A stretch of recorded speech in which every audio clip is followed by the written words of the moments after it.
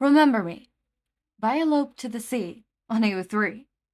Episode 2, Chapter 2. Try not to run out of time. Todoroki couldn't take his mind away from what he had seen. Even the memory seemed more like a mirage than something that had actually seen. He had even walked past by that same convenience store the next morning, but the feeling of unease was no longer there. It was a plain, simple store, full of people, and perfectly lit, with no strange boy walking through the aisles. He had no idea if he should feel grateful the boy was gone, or grateful he'd met him. In the end, he didn't settle for a feeling and pushed it on the back of his mind as he walked towards the school gates. The classroom had 17 students. The first day there had been 20, but their homeroom teacher expelled them the moment they stepped in the field. It was everything but cheerful classes. He even dared to say it was grim. The first part of the day went by completely normal. Todoroki sat on the corner of the room, right next to Yaoyorozu and Jiro. The two girls were chatting about music, but Todoroki wasn't really paying attention. They had come to the silent agreement to just sit on the same table. And then there was a moment when things started going downhill. The alarm echoed across the cafeteria, alerting the students inside. Todoroki didn't even bother getting up, as Yaoyorozu quickly started instructing everyone to calm down. She was generally good class representative, but in times of chaos she had a hard time getting to people. Todoroki, aware that the advantage of people would only block the nearest exit, remained seated, sure that if something truly bad had happened, a teacher would come to instruct them to follow them. He continued eating, and just then he turned around. Reporters were outside, the entrance of the school. So that's everything. He said out loud, but by the time the cafeteria was empty, Todoroki was about to turn around when he saw a girl. She fell gracefully to the ground, dressed in a tank top and bracelets in her wrists. He was about to stand up and alert someone about it, but before he could, she was gone. Todoroki rubbed his eyes and stared at the now blank crystal. There was no one.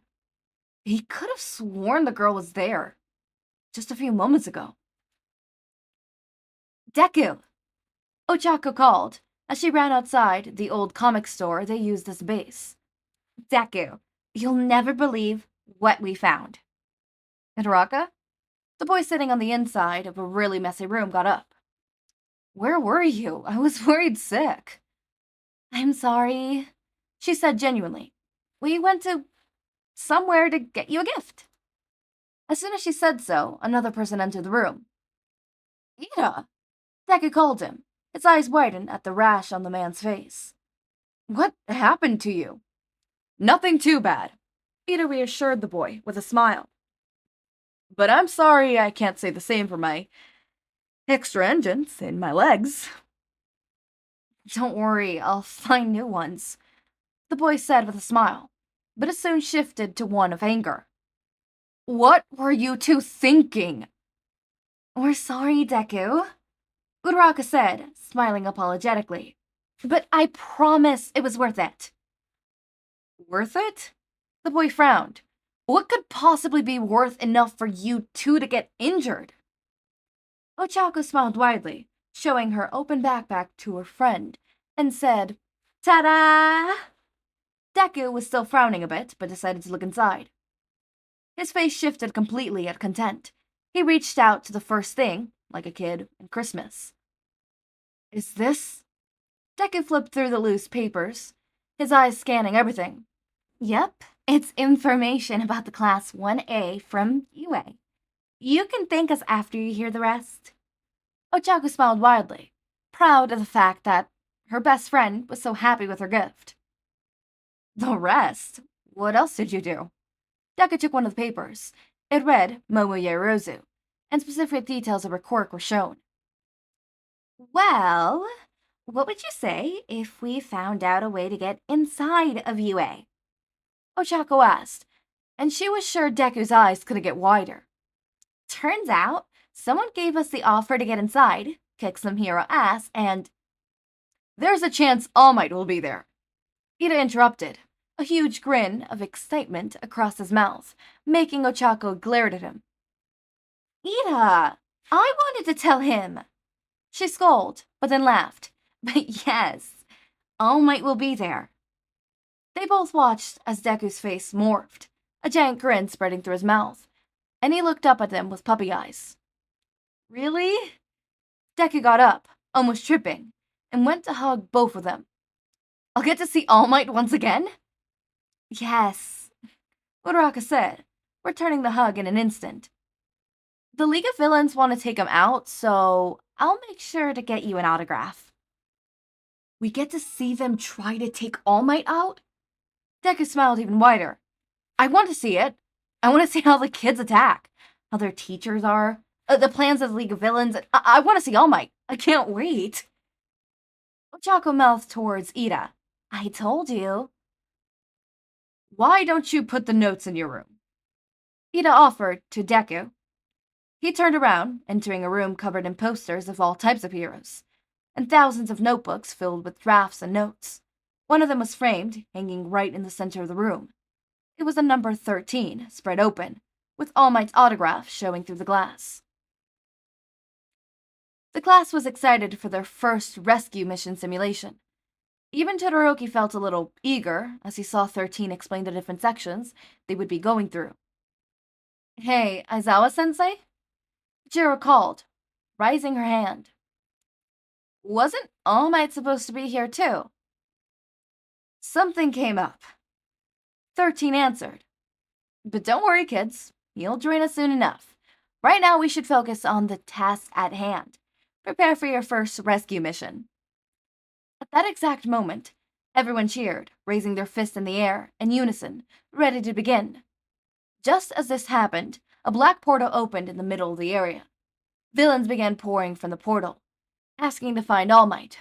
Their teacher, Aizawa, was the first to jump to battle, as 13 tried to take the class towards the door, only to be stopped by the same guy who created the portal. Todoroki saw how Aizawa was desperately trying to fight back against at least 20 villains. No one jumped into action, except for a single kid, who decided to fight against the Portal Man. He launched himself ready to deal a blow, and Todoroki recognized him. It was that gloomy guy, Bakugo. He never spoke, he never intentionally interacted with anyone. All he did was yell, if he ever did anything at all. But if he had anything, was reckless intent to jump into danger, and a strong need to become a hero. That was something he had left clear the first day he put a foot inside the class, with a strange declaration that he would become the absolute best.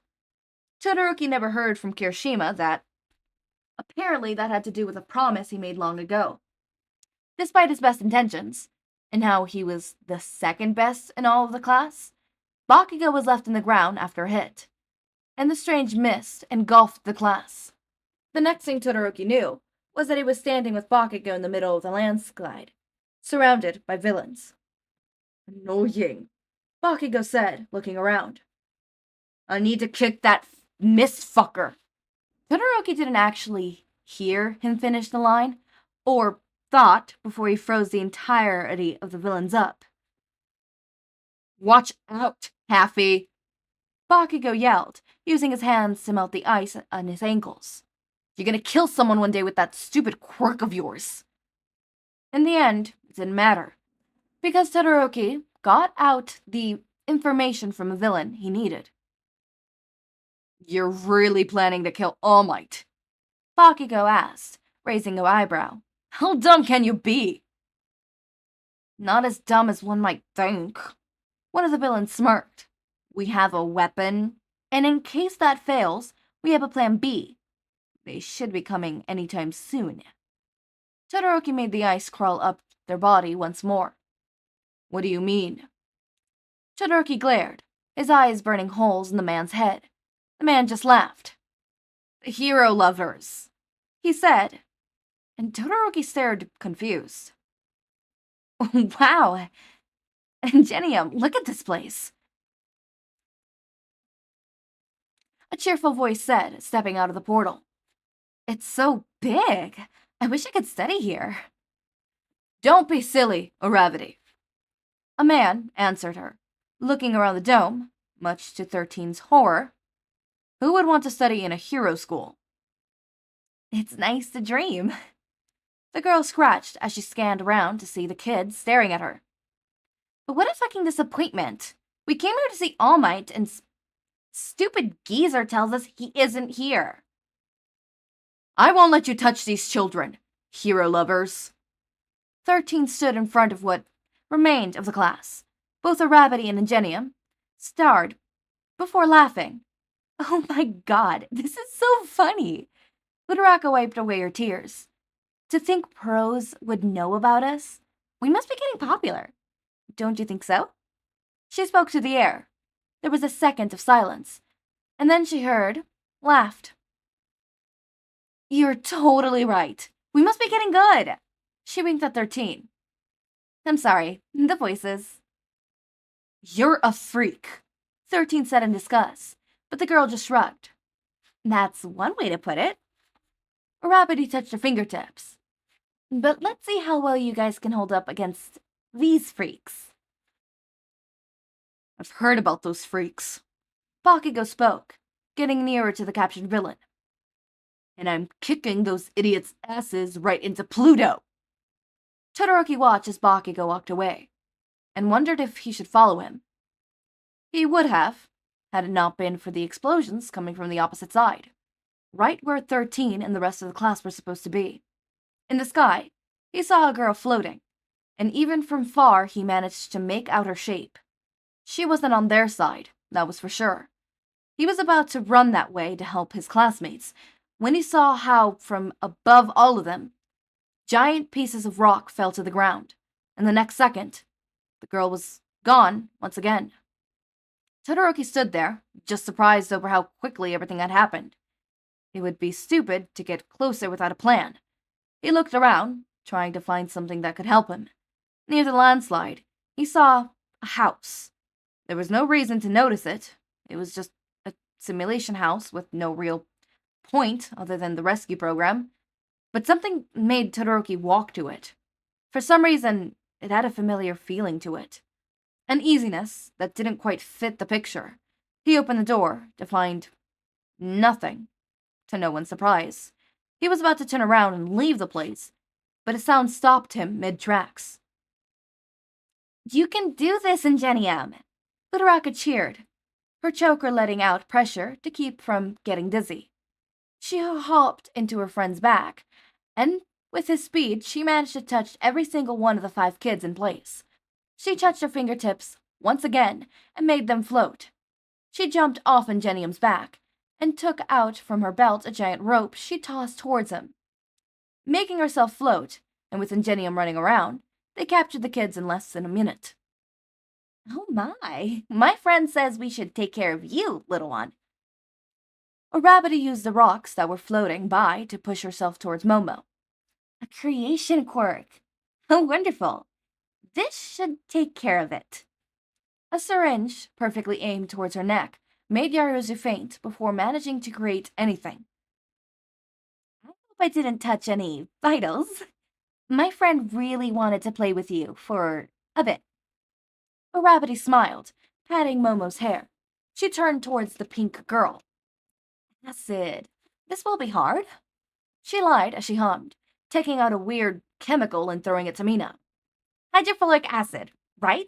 This thing should prevent it from getting you to use it for at least 13 minutes. Isn't it amazing what magnesium oxide can do? Don't you think so? What about the grape kid? Ingenium asked, but Uraraka smiled. What do you think of my friend? She asked to the sky. Should we do something about him? But then she just laughed. You're right. He's useless on his own. How about you, Froggy? Uraraka asked Suyu. All this time, Uraraka had been smiling, but just then, it died. I can't hear. Ingenium, I can't hear. Where are you? Ingenium, Ingenium, I can't hear. Answer me. Answer me, Ingenium. Time's up. Ingenium realized, looking at the clock in his hand.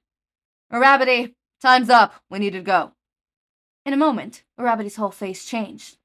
She gave the kids one last kick upwards, making them float even higher, and she ran for her life in Ingenium's direction. She jumped onto his back, and they both dashed away. In their minds, everything was completely focused on one thing. "What are you doing here?" Todoroki stared at the person sitting on the floor of the house. The same boy, who he had seen the day before in the convenience store, was shivering in the corner of the room. Surrounding him were notebooks, and notebooks filled with things he would never even begin to decipher.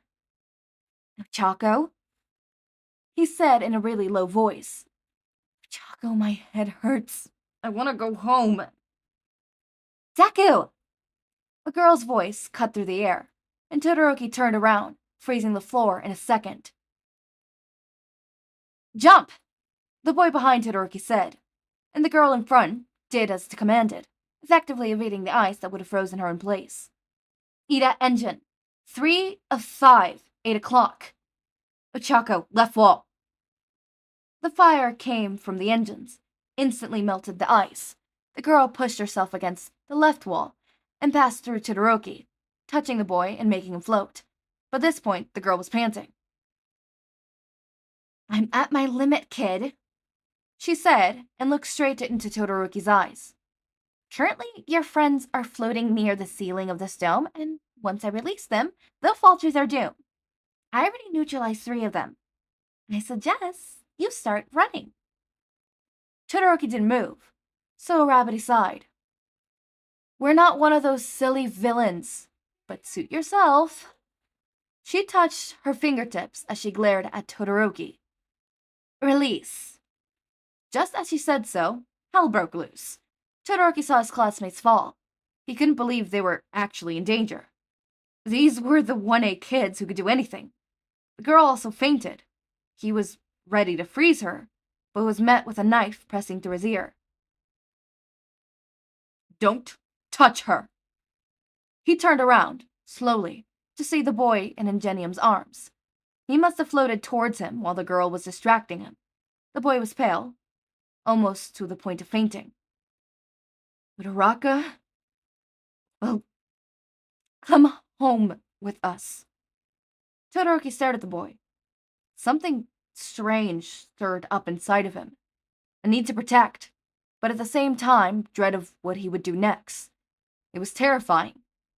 Just as he started, he felt someone push him away. The girl moved and reached towards Ingenium. Before he could freeze her up, Ingenium moved, taking her into his arms. "That is it. We are going home." The man then dashed out of the room, and Shoto was left alone in the house. "Open up a portal. We're going home," Iida told Kurogiri as he carried his friends. "I thought you said you would make your pay worth it." Kurogiri glared. "I see Eraserhead is still here." "He'll last another 5 minutes top without help of students or assistants," Iida said. 13 is dead, and we hacked into All Might's social media account. He'll be here for you to take him out in 10 minutes. Half the kids are injured to a point that they won't move or interfere." Iida glared. "I would say we did more than you silly villains did. I'm sure you could handle the rest." Kurogiri sighed. "You may go." Kurogiri opened the portal, and the 3 of them were safe back home. "Quick! We need to take care of Urabity." Deku moved as soon as he was out of sight of anyone. "Oh, no. Uraraka is fine. She just needs to rest." Iida pushed Deku to the sofa and carried Uraraka to her room. "You, on the other hand, are completely done for. Rest up and take your medicine." "I'm fine, Iida." Deku complained, but as soon as he tried to move, he fell back in pain. "My head." "Rest." Iida handed him his medicine and went back to Urabity's room. "You did well today, Midoriya." "You did too, Iida." Deku smiled and closed his eyes. "You are lucky you aren't injured," Midnight had said, staring at the destruction that had taken over the dome. "Half of the class is severely injured, and Aizawa won't be walking for at least a month." "What about 13? Todoroki asked, but Midnight didn't answer. Who were they? They are the hero lovers. She sighed, their name. No big threat towards civilians, but they will not hesitate to kill a hero. What a joke their name is. They haven't even been proper villains for more than 10 months, and they already managed to send a dozen of heroes to the hospital. Fighting against them is impossible, even for pros. It's almost as if they... Read your mind? Todoroki completed her sentence as he walked back to school. All Might had arrived and saved them just in time. The horror of staring as they almost killed him was something Todoroki had never forgotten. He stopped mid-track as he turned around to see the empty convenience store. The uneasy feeling swelling up inside him came once again. He wanted to see the boy once again. Oh, you're here. Todoroki turned and saw the boy, ready to enter the store. I didn't think you'd really be here today. You. Todoroki wanted to feel angry, but he found he no longer had the energy to. Were in my school today. Oh. The boy looked down, but entered the store. Sorry about that. I really wanted to see All Might and ask for his autograph. They almost killed him. Todoroki made a fist with his hands. But the familiar sight of that, the boy ran across the aisles, making his anger dissipate. No, they didn't. The boy frowned. It could have looked that way, but I ran the numbers. Nemui was too weak, and the plan was flawed all over. If I had known that they could beat All Might, I wouldn't have gone. Then Todoroki looked at the chocolate bar the boy had bought last time. Why wouldn't a villain want to kill the biggest hero of all? Or help do it? That doesn't make sense. Oh, I'm not a villain. The boy smiled.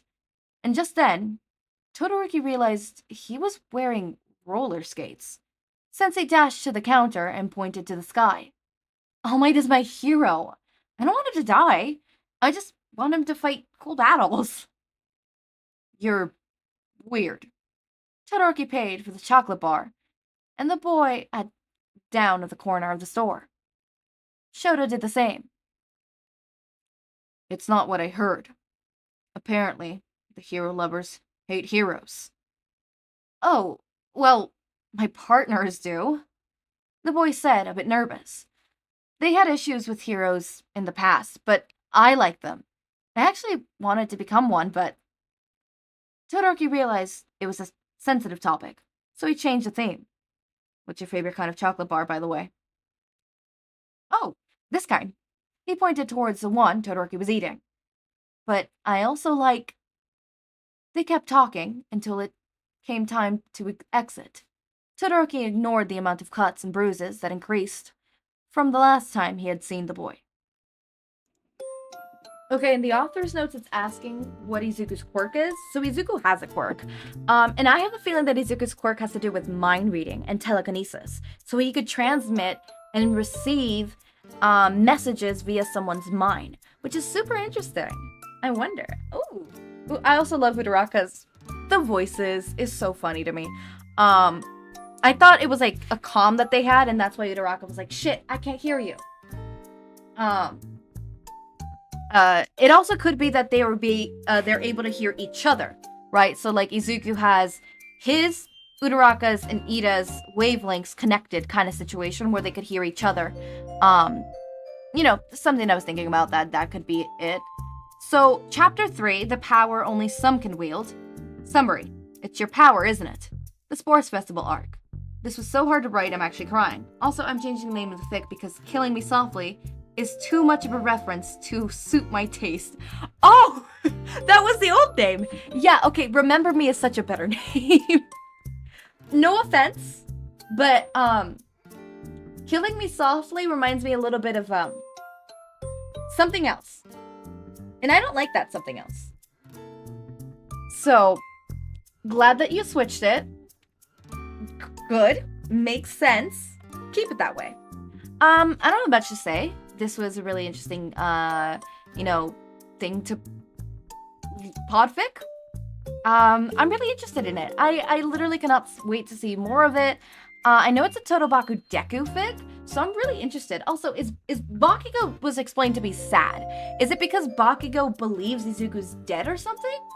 Does Bakugo know Izuku is doing this? Does Bakugo know Izuku's alive? Does Bakugo know Izuku is okay and well? Like, what is going on? Anyways, as always, my raindrops, make sure to eat, sleep, drink water, take your meds. Have a wonderful day or night. Link to my Discord server and socials are down in the description. Subscribe to see more of my content, and thank you so much for watching.